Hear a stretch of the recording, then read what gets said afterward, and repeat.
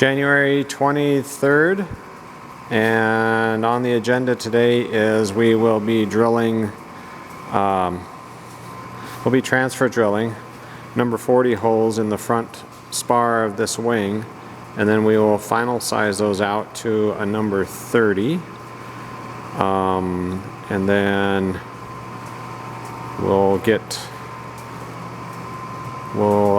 to, well, we'll have to clean it up too, but when we'll get to riveting. That's all about all I got to say about that, I guess.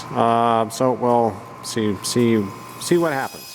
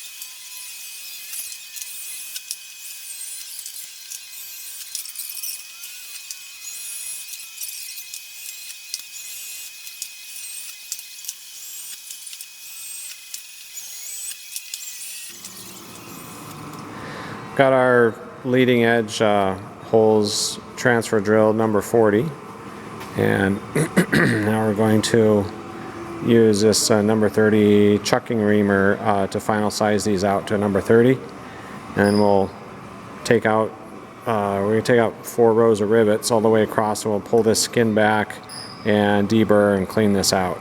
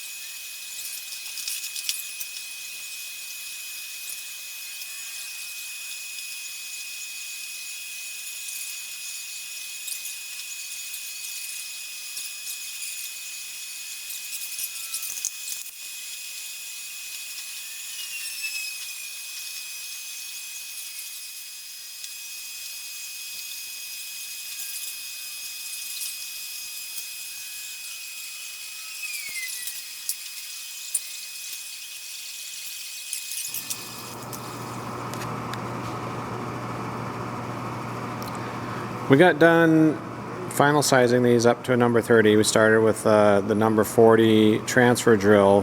These were number 40s in the skin. Transfer drilled 40 through the spar, and then we final sized it with a chucking reamer up to a number 30. So we got that done, and now we have to debird. We cleaned and deburred skin and spar, and now we need to dimple the skin, and then we're gonna have to countersink the spar for the flush rivets that go in there.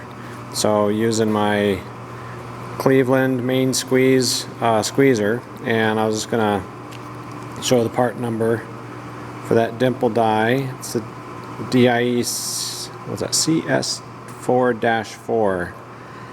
That's the 1/8 number 30 with a 120 degree dimple in it. So we're going to use that to dimple the skin, and then I've got the 120 degree countersink for the spar. So, alright, so I'm going to show this again. If you saw the horizontal stabilizer video where we did the dimpling, that's on there, but I'll show this again. So you just have the skin there, and you pull that skin up just a little bit more. There you go. Put it in the pilot hole, in the rivet hole. Give it a squeeze, release, and there we've got our dimpled skin ready for when this is countersunk.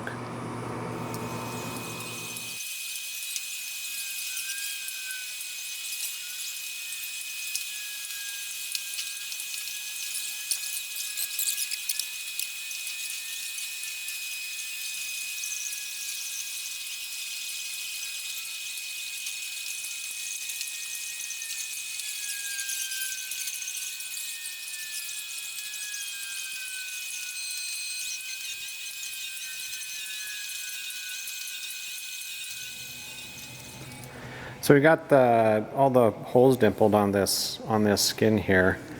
It's 120 degree. I showed you that. And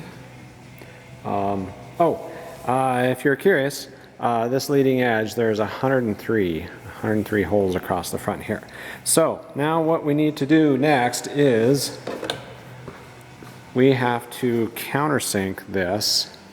Using my countersink tool, microstop, and there's a lip on this spar here where this countersink, it sits and it wants to, if you put it on there, it wants to tilt the countersink forward. So I just took a piece of scrap 20 thousandths that I have and cut a notch in it. Kind of measured up, it's about a 1/2 inch or so. So what I'll be able to do is lay this in here. So now this surface is all flush, so that when I put the countersink on, it'll be flush and even on there. The other thing I did was I just took some sandpaper and roughed this up with some sandpaper. It's some all-clad. It's really shiny. It's got that plastic stuff you peel off, so it was really shiny, really slippery on that on this plastic on the end of this countersink. It was just really slipping around in there. I wasn't too keen on that, so rough this up with some sandpaper. So that's ready to go, and so we'll start countersinking. I need to actually determine the depth that we're going to need to go. So we'll start just a little bit. We'll start just very shallow on that, and then this countersink. When you pull this, you loosen this set screw here, and you pull this. You pull this back, and then you can adjust. You can adjust this up and down. I think each click on here, I believe, is a 1/1000th of an inch. So one click is 1/1000th of an inch. But we'll just trial and error this thing till we get it to where this skin is fitting perfectly flush inside that countersink, and then that's going to be our set depth, and then we'll go all the way across the spar with that.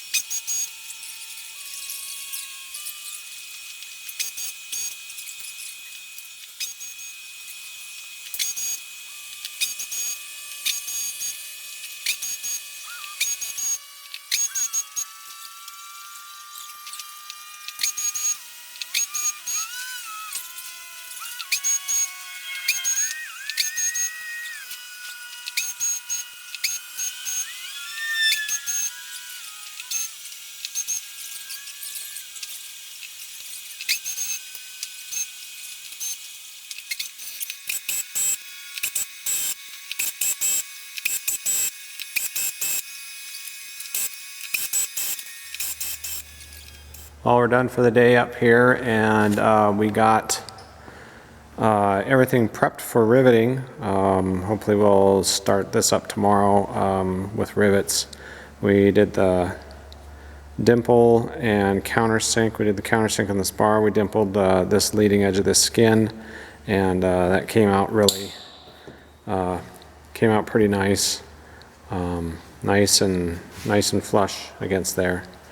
It took quite a while to get the countersink set up, but once we got it, it worked pretty good. You just have to be sure to just take a little adjustments at a time, just bit by bit until it's fitting right.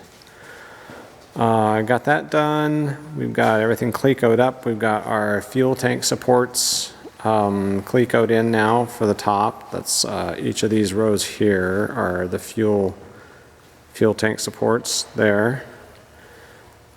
Got our end rib clecoed in. This does not get riveted. This end rib doesn't get riveted in. So we've got that marked with a piece of tape or a piece of twine, and then we put tape on the clecos on the end so that we know not to rivet those. And then we'll be marking this last 4 rows of rivets. None of those will get riveted tomorrow.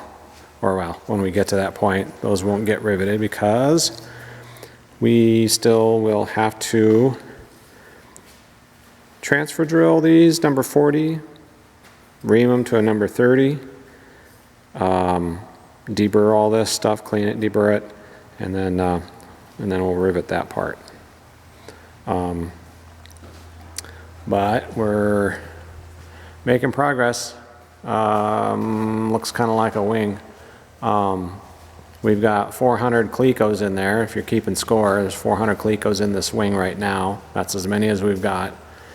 And including the holes that we haven't drilled out yet, that's an additional, and the ones that we haven't filled in with clecos, that's an additional 250. So we're going to be 650 rivets in this top skin. So that's a lot of riveting. But we'll be back tomorrow and at least get started, see how far we get. But if you're liking the videos, please give me a thumbs up. And I enjoy the comments and questions. Keep them coming. And yeah, we'll we'll see you tomorrow. Have a good evening. And that's it for now.